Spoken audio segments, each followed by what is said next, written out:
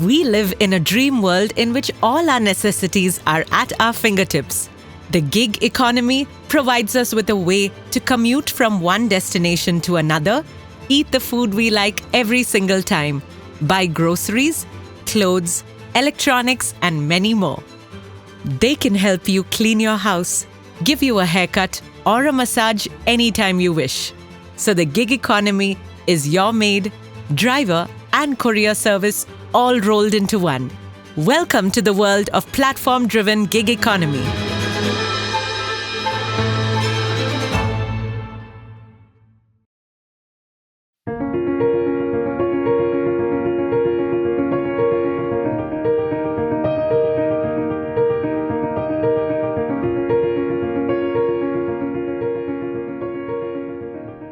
Some argue that a concerted effort from policymakers is also necessary to find solutions.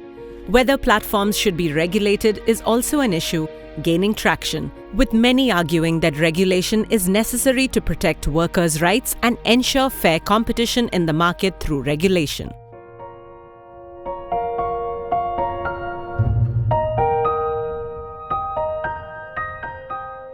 Enabling regulations is something which all scaled industries should have. If you look at ride-hailing, particularly less so other gig platforms, there is a very healthy mix of regulations which are underway.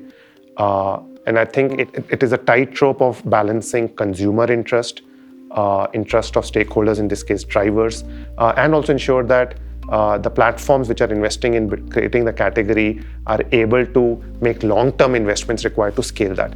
I would compliment both the central government and the different state governments. Mobility is a concurrent subject, so it gets regulated both at the central level and the state level for coming up with enabling regulation. For example, 9 years back, the concept of shared mobility didn't exist. Now, every single state has embraced shared mobility.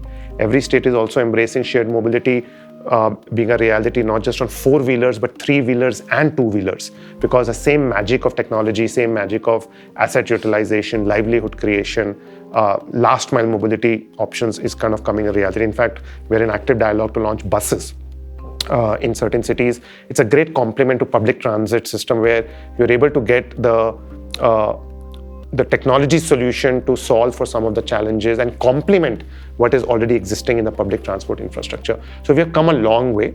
Having said that, there are areas which I do hope technology solutions are actually a little ahead of regulations, and hope regulations do catch up. So for example, in a country like India, you have 95% of the private vehicles today sitting idle or being utilized and being used by one passenger on an average. Those assets should be utilized. Platforms are not going to advocate for regulation, but unless we have state intervention come in for regulating platform work, you are not going to be able to see better working conditions in the gig economy. Right now, a lot of the power lies within the hands of platforms themselves. A free rein in determining the length of the workday, a free rein in determining how much you will be paid per gig, which means there can be calculations of how much you earn at the end of the day as well, none of which are meeting the standards that we need them to meet. Unless there is active state intervention here, therefore, platforms are not going to do this of their own accord. Self-regulation may not be completely successful. That is a fact that we need to understand in the market economy, and if we do not understand, that's why many times markets fail, because self-regulation is not possible by companies, and therefore the state's role is huge. One state cannot escape by saying that the companies are self-regulatory and companies will regulate from them. So state's role is huge. So simply the option of a job, which is what currently gig work is for a lot of people who've lost jobs during the pandemic, it's an easy job to get, right? Having a job does not mean that we don't look at the quality of jobs that are being created, or we do not pay attention to the kind of work conditions that exist in that job. So we must advocate and we must aim for what the ILO defines for us as decent work conditions. And the only way to do that currently would be through active state intervention. Make sure that there is, for instance, a stipulated length of the workday, and do that not by, sort of injuring the interests of workers, because again, if you simply say that you can only work 6 hours on a platform, but a worker is not going to actually earn enough by working 6 to 8 hours on a platform, then you've really again hurt their interests. So making sure that there is length of the workday is tied to certain basic income or wage rates is something that needs to be really done. And state has to play a responsible role in how what I had talked about earlier, how this particular gains that can be brought about from gig type of work is fairly distributed among the three stakeholders, including the consumers. What is given to the consumers as benefits, what is given to the workers as benefits, what the firm gets from the workers. None of them has to lose in this, because the cake is becoming larger. It is only that how do you divide this particular cake. To be sure, governments are already contemplating more regulation of the gig economy to address several issues faced by the gig workers. But some believe more needs to be done to unlock the potential of the gig economy, while others disagree. So social security is definitely an important question for gig workers in India. It is a total pity that the bill has come out in 2020. We have still not seen any kind of implementation, and it is again taking the work of gig workers and unions themselves to kind of push for some kind of implementation around this. Having said that, I think it would be a mistake for us to think that the coming of social security itself is going to resolve all the issues that gig workers currently experience and face. It targets and talks about certain very important issues, for instance, access to the kind of financial provisioning that can happen even after work, right? Thinking about those kind of funds, financial contributions from platforms. These are all important aspects of the social security bill. But if we are thinking about improving conditions in the gig economy at large, a much more important aspect that needs to be looked at, which is currently being neglected, is about labor regulations itself, which means what are going to be your hours of work? What is there going to be any minimum wage that we are going to kind of put in here?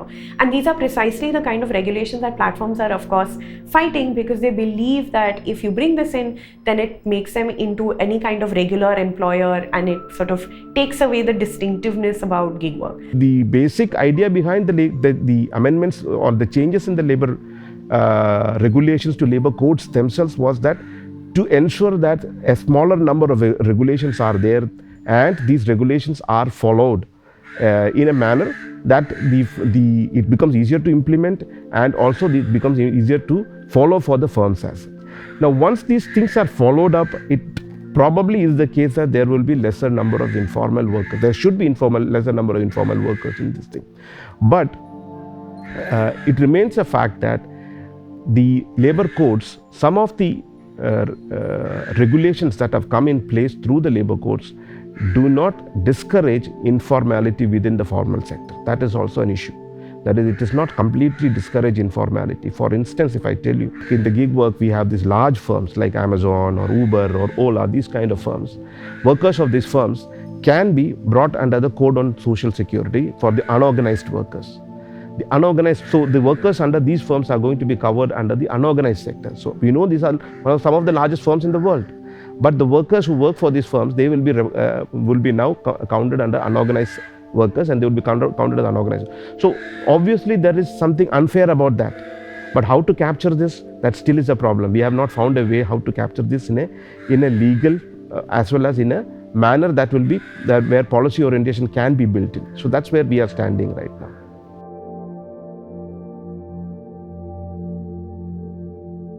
So if there are platforms where we know that the employees are spending certain amount of hours and that has been validated by the platform, a part of the social security can be borne by the government, like what is done in the Provident Fund case, where the employees and the employers are paying part of it. In this case, maybe the employers and the government pay part of the social security money that is there, and that way the government also has the onus and also the corporations have the onus on this aspect. The other big advantage that will happen because of a platform of this nature is that the government will have a good number of understanding on how much is the size of the gig economy and the amount of work that they're doing on the gig platform.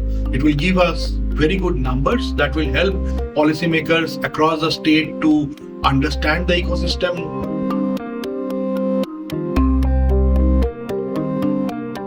Scholars and researchers have pointed out that women are often not able to take up work as drivers or delivery executives in platform companies because access to toilets is an issue. Women may not have access to toilets while they're out doing their work. So it's important that platform companies, along with the municipal corporations, resident welfare associations, come up with solutions to this. Women drivers, women delivery executives need to be provided with access to toilets in housing societies and in urban spaces while they're moving around. So in order to expand women's participation in forms of paid work, and gig work would be one aspect of that, the state would definitely have to play a big responsibility here.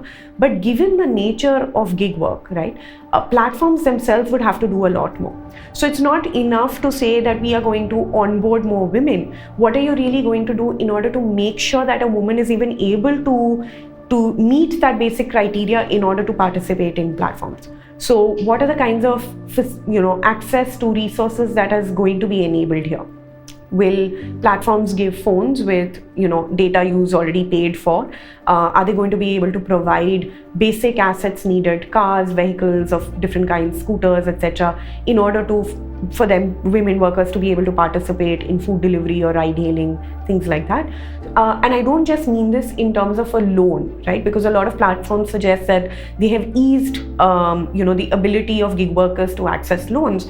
But given women's pretty vulnerable economic kind of status, if you really are seeking to bring about more women in the gig economy, more women in paid work at all, then you have to go one step beyond. So simply easing access to credit is one part of it, but can you also provide these critical resources, reduce the amount of risk that has to be borne by the worker themselves, and in this case the women worker, in order for them to be able to fully participate in this kind of work? Regulations for the long-term viability of the gig economy, it is crucial to ensure that regulations should not cripple experimentation and the expansion of the platform-based gig economy. Regulations should merely identify sources of market failure and fix the chinks in the armor rather than overbearing. I mean, we've seen this globally as well, right, with Prop 22 in California, right? Governments that have tried to come in and say, no, let's take away the flexibility of gig workers, let's make this rigid and more like traditional employment, we've seen pushback, right? We've seen even in other countries that actually being rejected, like Prop 22 was rejected in California, right? And so I think as a government, if we're able to maintain that and not look at that as a negative but more of a positive of this industry, that's something that I would push for. The second thing that I would also push for is aligning incentives between the company and the government on how to sustainably increase the economic opportunity as a gig worker in terms of the payments that he gets from companies like us, right? I think the approach has to be very thoughtful and detailed, because at the end of the day, the businesses that we're trying to build, right, they have to be profitable, and they will end up being tight margins, right? And so we have to be in a position where we realize, how do we sustainably increase the earning potential of our delivery partners without misaligning incentives between the government and a company. So for example, if we come in and say, let's do XYZ to increase the earnings potential, right? What that's going to end up doing is the law we'll have to comply with, but we might end up, to manage the tight margins that exist in this business, we might have to reduce the size of our workforce and try to make do with that, for example, right?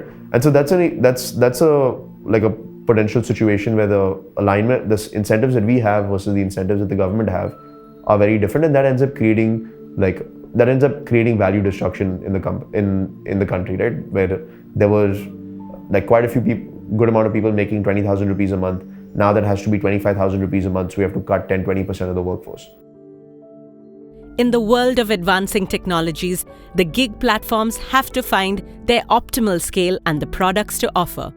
Experimentation to discover these will be the key to their long-term survival and success. While experimentation needs to continue, regulation would also be necessary, especially when there are market failures. Without them, there is a risk of increasing informality in the Indian labour market. The time is here for all the stakeholders to come together to solve existing challenges without curbing experimentation. That said, there is no question that the powers must be divided equally after all. Gig economy has the potential to give gains to all in the society, but who would garner that gains depends upon what is the power relations, what is the bargaining power of these three stakeholders, the consumers, the firms and the workers.